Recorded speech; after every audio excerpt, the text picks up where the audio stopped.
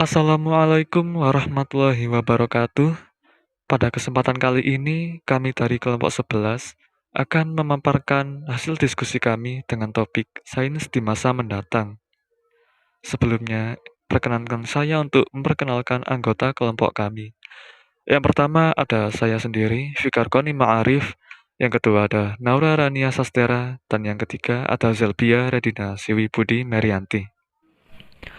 Baik, mari kita menuju ke inti pembahasan. Yang pertama, sains murni dan sains aplikatif. Dua macam sains yang akan ditekuni para ilmuwan dan para praktisi ini bekerja secara terpisah, tetapi secara tidak langsung saling menunjang satu sama lain. Ya, bisa dibilang mereka berjalan secara paralel. Sains murni yang dibahas dalam bidang kajian fisika, kimia, biologi, dan dibantu matematika, membahas mengenai apa dan bagaimana, serta mengapa alam semesta termasuk materi dan perubahan energinya. Sains murni berkembang berdasarkan hukum yang ada, dan berusaha menjelaskan fenomena baru dengan hukum yang lebih spesifik, dengan cara menciptakan alam baru di dalam laboratorium dan memberi perlakuan sekaligus dalam skala makro maupun skala mikro. Sains terapan banyak melibatkan eksplorasi pengetahuan di seputar know-how yang berkaitan langsung dengan teknologi. Kemudian, sains aplikatif sangat berhubungan dengan permintaan pasar dan naik turunnya situasi ekonomi negara, yang juga berhubungan mengikuti situasi sosial kemasyarakatan. Dengan pendekatan terpadu, penelitian sains sangat penting untuk sampai pada pemanfaatannya ke dalam bentuk teknologi yang aplikatif. Selanjutnya, sains mikro dan sains makro. Kedua hal ini juga patut diberi perhatian untuk masa depan. Acuan mikro dan makro dalam bahasan ini adalah ukuran objek kajian. Sains mikro akan didominasi oleh para ahli fisika dan komputer yang akan meneliti lebih jauh isi atom dan inti atom yang semula diyakini sebagai bagian yang paling kecil dari materi dan tidak dapat dibagi lagi. Sains mikro ditandai dengan eksplorasi manusia pada material nano bahkan femto. Ukuran nano merujuk pada bilangan sekecil 10 pangkat negatif 9 dan femto untuk 10 pangkat negatif 15 dalam besaran panjang serta waktu. Usaha masuk ke daerah mikro ini ditunjang oleh peralatan yang memadai, seperti mikroskop elektron yang sanggup memberikan gambar penampakan di sekitar beberapa ratus nanometer besarnya. Material sains akan menjadi primadona di masa depan. Sains makro di masa depan sifatnya lebih aplikatif. Penginderaan jarak jauh atau remote sensing untuk pemeriksaan topografi bumi dengan bantuan satelit lebih membantu ilmuwan dalam melihat alam geografi. Di samping itu, para ilmuwan telah melanjutkan visi dan misi para ilmuwan terdahulu menyangkut penelitian di luar bumi, objek kajian sangat makro. Misi ke planet Mars sudah dilakukan berulang kali oleh 5 buah pesawat angkasa dari 5 negara besar di bumi. Tetapi sejauh ini belum ada yang memberitakan tanda kehidupan lain selain di bumi. Banyak sekali sains baru yang muncul baik dalam studi mikro maupun makro. Banyak anomali dalam sains dibahas tuntas, sehingga semua gejala dan keanehan alam lama-kelamaan dapat dijelaskan semua. Tentu saja penemuan baru akan melangkah pada aplikasi. Sains di wilayah mikro juga merambah ke ilmu material, yang merupakan usaha manusia untuk menemukan material baru yang lebih memiliki keunggulan dalam hal kualitas. Yang termasuk ke dalam ilmu material baru ialah pembuatan jaringan buatan untuk keperluan transplantasi organ tubuh manusia. Sekian dari saya. Untuk selebihnya akan dilanjutkan oleh rekan-rekan saya. Kepada saudari Naura Sastera, saya persilakan. Baik, selanjutnya teknologi komunikasi dan komputer. Lapangan andalan sains di masa depan adalah teknologi komunikasi. terutama yang berbasis audiovisual.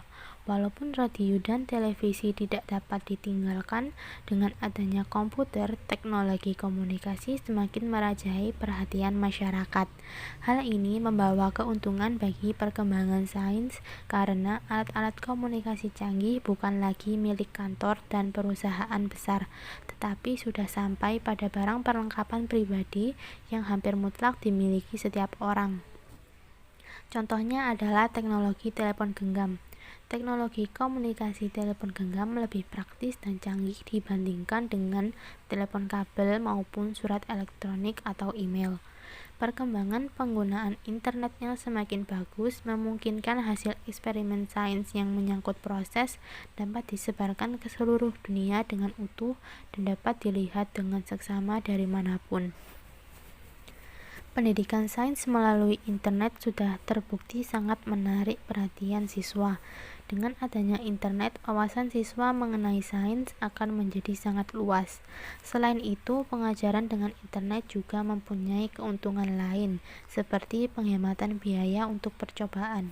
Di masa depan, jika internet dan komputer benar-benar merupakan teknologi sehari-hari manusia, pengajaran di sekolah dapat berubah metodenya dibandingkan dengan sistem pengajaran saat ini.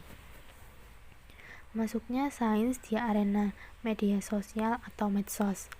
Semua medsos yang ada, baik itu Facebook, Instagram, Twitter, dan WhatsApp, akan digunakan juga oleh semua pihak, termasuk lembaga-lembaga sains dan lembaga pendidikan. Dengan demikian, perkembangan ilmu menjadi tidak terbatas jika kita mengikuti atau menjadi teman sebuah penghasil sains apapun. Sains teoritis dan sains eksperimental, peranan sains komputasi. Penelitian teoritis adalah penelitian dengan langkah-langkah serta metodologi ilmiah. Penelitian teoritis akan selalu sampai pada kesimpulan tertentu yang kebenarannya belum teruji. Untuk itulah perlu dilakukan verifikasi dengan penelitian eksperimental untuk membuktikan bahwa apa yang dikaji dalam ilmu teoritis memang menghasilkan keluaran alamiah yang sesuai dan terukur nyata.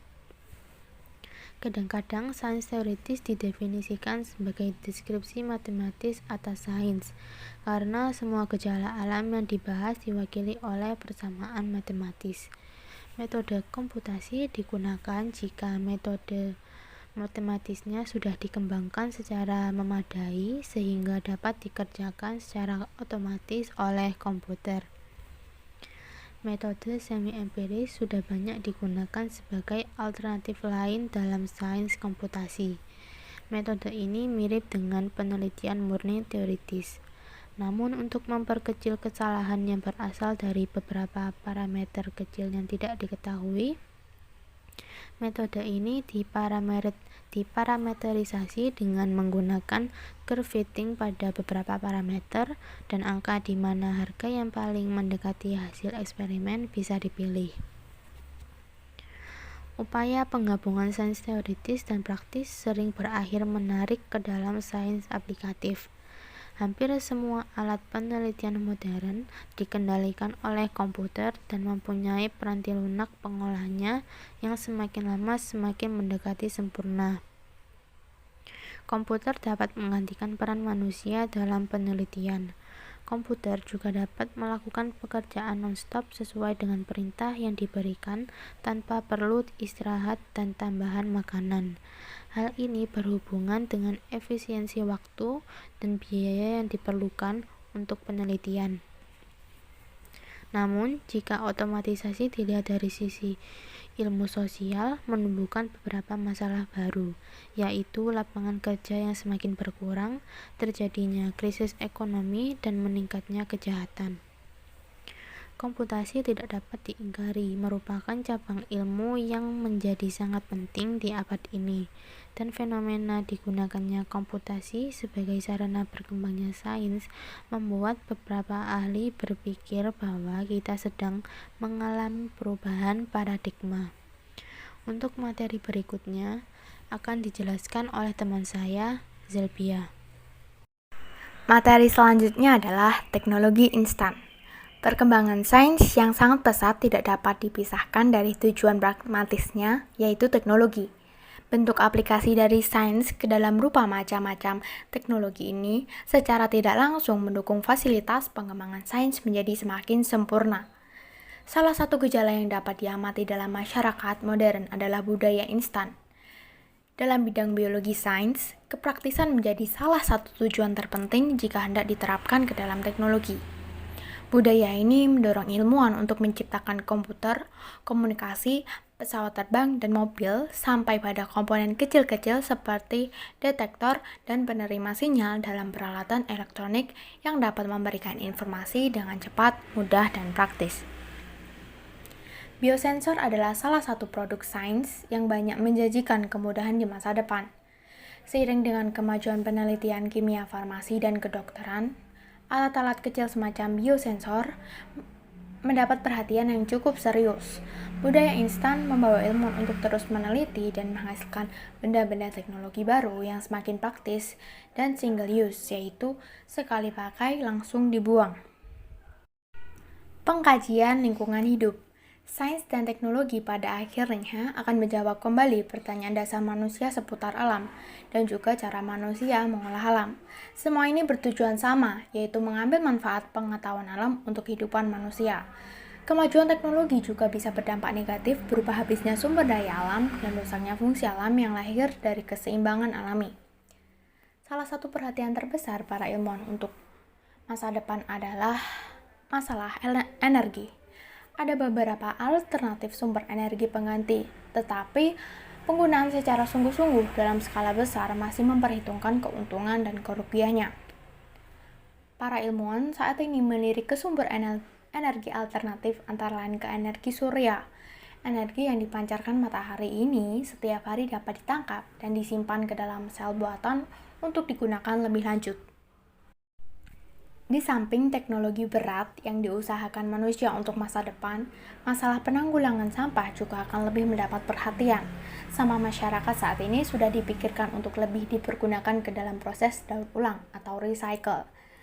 Selain mengurangi jumlah sampah itu sendiri, teknologi daur ulang juga merupakan upaya mengefektifkan sumber daya yang ada dan memanfaatkan bahan yang terbuang untuk tujuan praktis.